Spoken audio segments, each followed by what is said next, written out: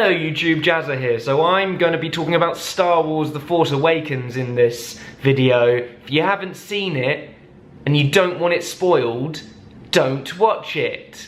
Thank you. So despite what this video says in the title, I first watched the Star Wars film, I first watched The Force Awakens, and I fucking loved it. I thought it was great. It was amazing. It was very much like a strap in and just go whee through the Star Wars universe. It was awesome. But now I've watched it a second time, and I've had extended conversations about the film with my friends, and I've kind of realised, and I realised that it's not revolutionary that I've realised this because more and more people seem to be talking about it, but The Force Awakens is basically A New Hope, almost exactly, just with a more diverse cast.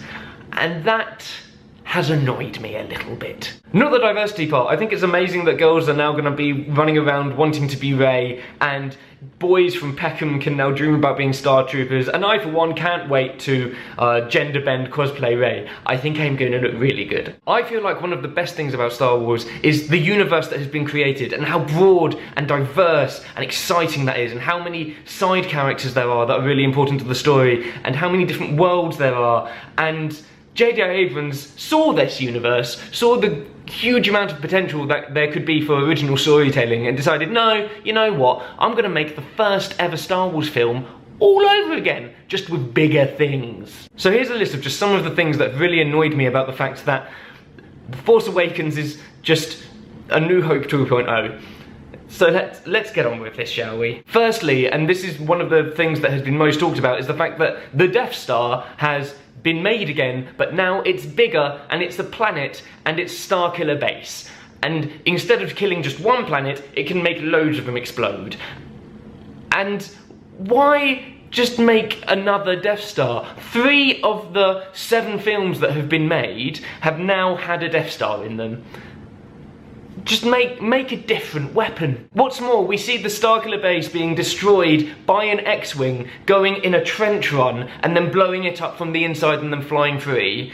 And why does Starkiller Base have a weak spot on the outside again? Like, you'd think that they'd just, like, you know, have a door or something to stop this thing from being able to be exploded really easily. The film also starts with a droid having to carry around sensitive information. In the original A New Hope, it was obviously R2-D2, and this one it's the really, really cute BB-8. I have less of a problem specifically with this, because this would have been quite a good homage to the first Star Wars film, A New Hope. But I'm worried now. BB-8 is so cute. R2-D2 has no role to fill now. R2-D2 at the end of the film is just clunky and like really seems clumsy compared to the really cute and charming BB-8. And for the first time actually, C-3PO has annoyed me.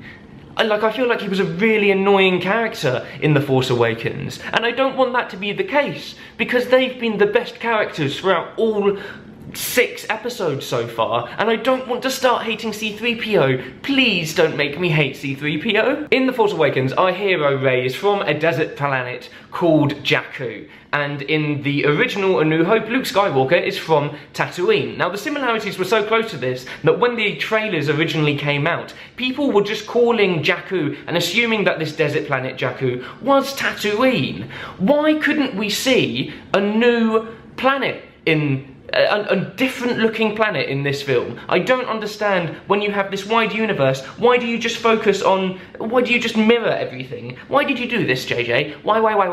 What's more, we had a repeat of the bar scene which was in A New Hope, now represented by Maz's bar, and it's just the bar scene, just with less good music, really, isn't it? Now we get to the big spoiler, so click away now. Han Solo dies, and throughout the film we have seen Rey kind of come to see Han Solo as an adopted father figure. Kind of like Luke and Obi-Wan Kenobi, perhaps. We then see the bad guy, Kylo Ren, who also wears a mask with a funny speaky thing, kill the adopted father figure of our hero, in this case Han Solo, as the hero looks on and is distraught and screams and is really sad about the fact that their adopted father figure has died. It's exactly the same as A New Hope. What's more about Han Solo's death, I didn't see this coming until we got to the bridge scene, the sky bridge scene. And the fact is that in all of the films, the way that people die is so often tied to the fact that they are on a bridge that has no railings, that I was like, oh, somebody is gonna die in this scene. It's probably gonna be Han Solo. And it just it ruined the potential shock that I would have had with that scene. Why? Many of you may be like, Jazza, why the hell do you care about this? You've never talked about movies before on your channel in your life. And I get that. But I kind of want to talk about whether you guys think that you've kind of been swindled into watching the same movie but with better effects again, essentially. Are you disappointed with the fact that J.J. Abrams has decided to make completely the same film? It really irks me that we have this huge, expansive universe that is limitless in its potential, and he's just told the same story again. Say what you want about the prequels, but they showed a really diverse universe and showed it in its expanse, and that was kind of one of the things that I didn't like about the episodes 4, 5 and 6, the originals from the 70s and the 80s, because it felt like such a small snapshot of this wider, amazing universe. And at least the prequels kind of gave us more scope in terms of like explaining the significance of everything within a wider context. All he had to do was have a different type of weapon, have a different and more diverse planets to go to, and I would have actually probably been more okay with it. The film is great, but in the context of the whole Star Wars universe, it's pretty bloody lazy. And at the end of The Force Awakens, we see Rey find Luke Skywalker, and it's assumed that she's now going to start her training. I'm super worried that the next Star Wars film is then going to mirror The Empire Strikes Back, where Luke goes and trains with Yoda. And what's more, there's rumours and there's people suggesting that Rey is going to be Luke's daughter. There's more Force-sensitive people in this universe than the bloody Skywalkers. It's worse than the Clintons in the US political thingy. So basically, I feel slightly cheated. How do you feel about the new Star Wars film? Let me know. Find me on Twitter, @JazzaJohn. Feel free to abuse me there. And in the comments below. I'll see you guys later. Toodaloo.